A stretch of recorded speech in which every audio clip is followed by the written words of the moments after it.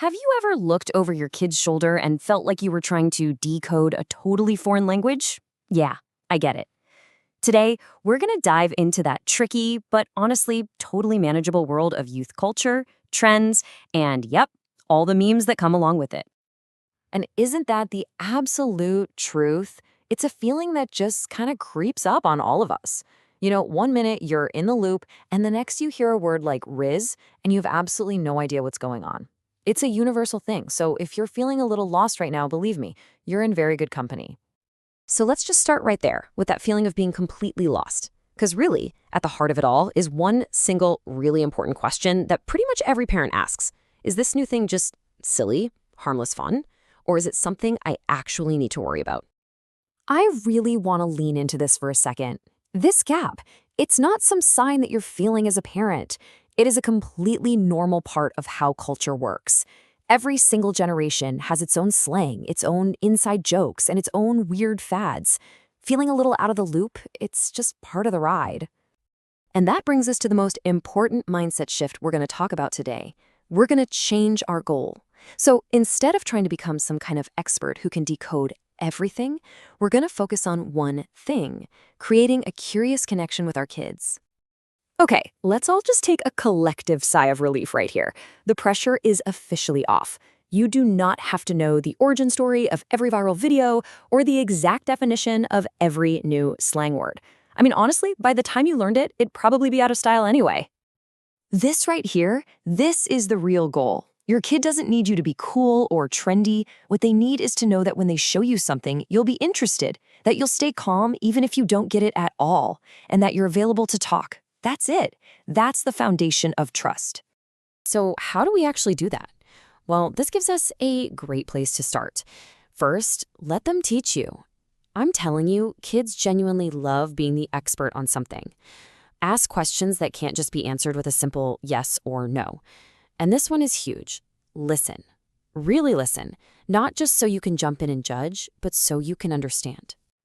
All right, let's get into the nitty-gritty. Think of this next part as your conversation toolkit.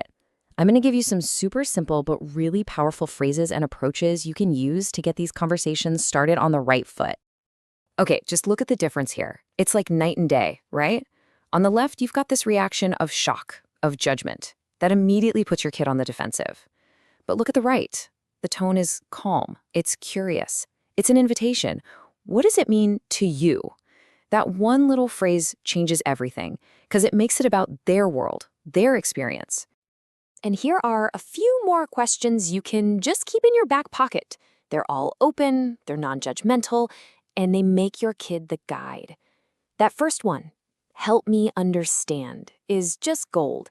It shows you're on the same team, just trying to figure it out together. Oh, and here's a fun one. Try to remember the strange fashion, the bizarre slang, or the silly fads from when you were a teen. Share it. Saying something like, this reminds me of when I was your age and we all thought it was cool to wear our jeans backwards and adults thought we were so weird. It just normalizes their experience and builds this amazing little bridge of empathy. Okay, let's move on to a really crucial point. Sometimes you do need to find out more, but there is a huge difference between investigating and interrogating. We want to be more like a curious journalist, not a police interrogator. This little process right here is your best friend. Before you do anything, and this is the hardest part, just pause. Take a breath. Then you can do a little homework. A quick search online, a text to another parent, that can give you so much context. Then, when you're ready, you can circle back to your child, armed with those open, curious questions. And this is a super helpful way to sort things out in your head. Not everything needs the same response, right?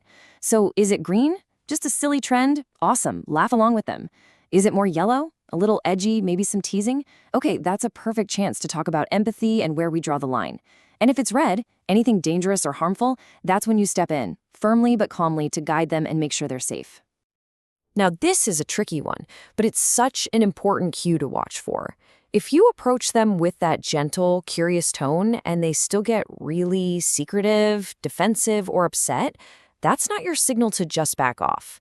It's actually a sign that there might be something more going on, and it's worth exploring, just with a little more care and attention. So, after all these tips and tools, what are we really working towards? We're getting to the why of all this. Because you know what? It was never really about the memes at all. It's always been about something much, much bigger. Every single one of those confusing trends or silly inside jokes, think of it as an invitation. It's a chance to connect. You can look at it and see a wall that's separating you, or you can see it as a bridge that leads you right into their world. Choosing to see it as a bridge makes all the difference. If you only take away one thing from our time together, please let it be this. You don't need to get the joke. You just need to show that you care about their joy or their confusion or their anger, whatever emotion that meme is bringing up for them. It's all about emotional connection, not intellectual understanding. And here it is. This is the ultimate payoff. When you consistently react with calm curiosity to all the small, silly stuff, you are building this incredible foundation of trust. And that trust, that's what will make them feel safe enough to come to you when they run into something that is genuinely big, scary, or unsafe. Your reaction to a silly cat meme today literally shapes whether they'll talk to you about a serious problem tomorrow. So I'll just leave you with this thought. The next time you see something you don't understand on their screen, just take a beat. And instead of seeing a barrier, ask yourself, what if this is actually a bridge? What if this is my invitation to connect? Thanks for hanging out with me today.